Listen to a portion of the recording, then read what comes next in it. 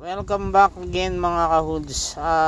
Ito yung part 2 nung event na ni-record ko, no. Ito naman ay yung ang activities naman na to, ang gagawin nila ay parang meron dun sa yun, may dalawang grupo doon na meron silang hawak na PVC pipes. Tapos merong balon na maliit dun sa ibabaw, no. So ngayon, ang gagawin nila dyan ay magsiswimming from here. Dito sa mga nakatayo na to, magsiswimming yan papunta doon sa kabilang part ng swimming pool. And then pagdating nila doon ay may nakaabang doon na isang tabo. Yung tabo na yon ay lalagyan nila ng tubig galing sa swimming pool at ilalagay doon sa pinagdugtong-dugtong na PVC pipe na hawak-hawak naman ng mga members na naka-station doon. Hawak-hawak yung mga joints, no, yung mga kabit-kabit, kasi nga lalabas yung tubig doon. So yun yung ang pinakamabilis na lumangoy at makapaglagay ng tubig doon ay madaling makakapuno nun. At ang intention nun ay dapat yung balloon na nandun sa ibabaw ay lumabas dun sa PVC pipe, no, habang pinupuno nila dyan. At yan, ganun din, ano rin yan, medyo mahirap na games yan because although ang team building din dyan, no, maayos din yan because kailangan ng grupo-grupo ay mag-strategize din na wag hayaan na lumabas yung tubig habang lumalangoy papunta doon. Yung mga participants ay dapat hawakan nila yung joints at para hindi lumabas yung tubig. Otherwise, kahit mabilis pa yung grupo dyan ay hindi mo mapupuno yan kung hindi nyo ma-prevent na lumabas yung tubig doon sa mga dugtungan, no. So hinahawakan nila yung mga dugtungan dyan para hindi lumabas yung tubig. At yan, base dyan sa yan ay yan, maganda, no, babae lalaki yan, combination yan.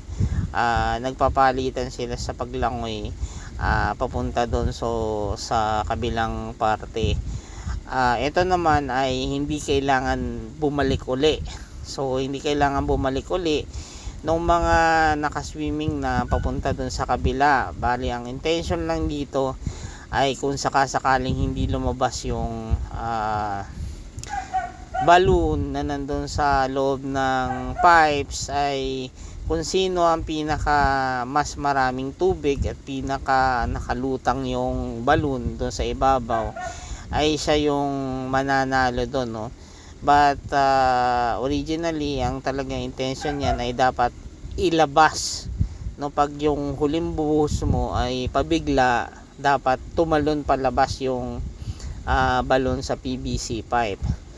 So actually itong dito sa side ng no, kung mapapansin nyo, hindi ko pala na videohan yung nasakop yung kabila, no.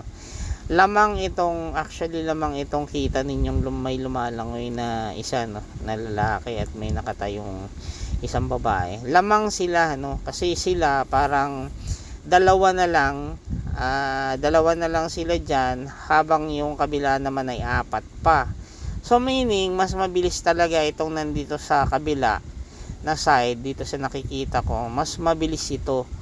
It so happen lang mas magaling pumigil ng mas mabilis pumigil ng tubig yung mga nandun sa kabilang side. Kaya kahit sabihin pang lamang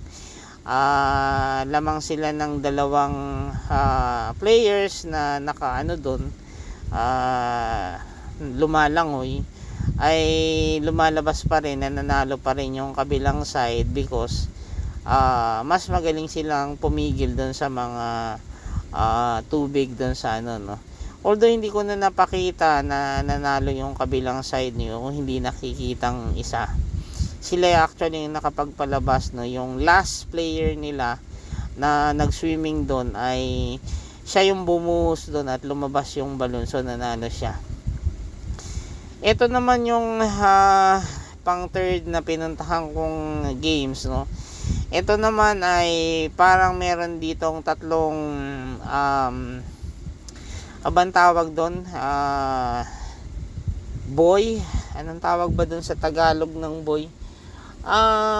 Parang may tatlong blocks ng salbabida dyan na bawat blocks ay kayang makapagsakay ng apat na players, no. So bale ano yan, 8 yung players na nandun sa ibabaw, and then sasakay sila doon at magsisiksikan sila, tapos 3 kasi yung salbabida na yan. Yung isa, ayun yung tatawiran nila, usugan nila, tapos once na nakausog na sila dito sa unahan, mababakante yung pangatlo sa likuran. Yung pangatlo sa likuran ay ilalagay nila sa harapan para doon naman tumulay uli yung another yung 8 para mag-move doon.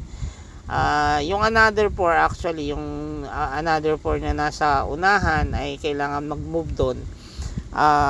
Tapos mag-move din yung lahat papunta doon para mabakate na naman yung nasa likod na pangatlo at ilalagay sa unahan. So ganun lang, balik-balik lang yun. So balik-balik na ganun. At dito malaki kasi yung ano dyan, kung mapapansin ninyo, malaki yung lamang nitong white, diba, sa black, malaki yung lamang nyan. Kasi ito naman ay ang strategy naman dito, ang ilalagay mo dito na mga malalaking tao ay dapat nandun sila sa tubig, while yung mga 8 na isasakay mo dun sa ibabaw ay supposed to be yung mga payat at maliliit, para hindi siya mabigat dun sa mga nandun sa tubig na nagbubuhat at nag-aalalay dyan sa mga nandyan sa ano. So medyo bentahe yan kung maliliit yung members mo. At least kakayanin yan at mabilis silang mag-move. Hindi katulad nito, medyo malalaki sila, kaya hirap sila na makapag-move dyan sa ano. But anyway, ang nanalo dyan ay sa laban na yan ay itong white, no. Yan ang nanalo at natalo yung team black. Kasi medyo malayo talaga, malayo yung difference nila. Itong dapat kasi malaki din yung support, no. Malalaki din yung mga taong support niyan. At maliliit naman yung nasa ibabaw. So I think yun na lang muna, at hanggang sa muli. Mamaya magpipicture ako ng iba. Thank you.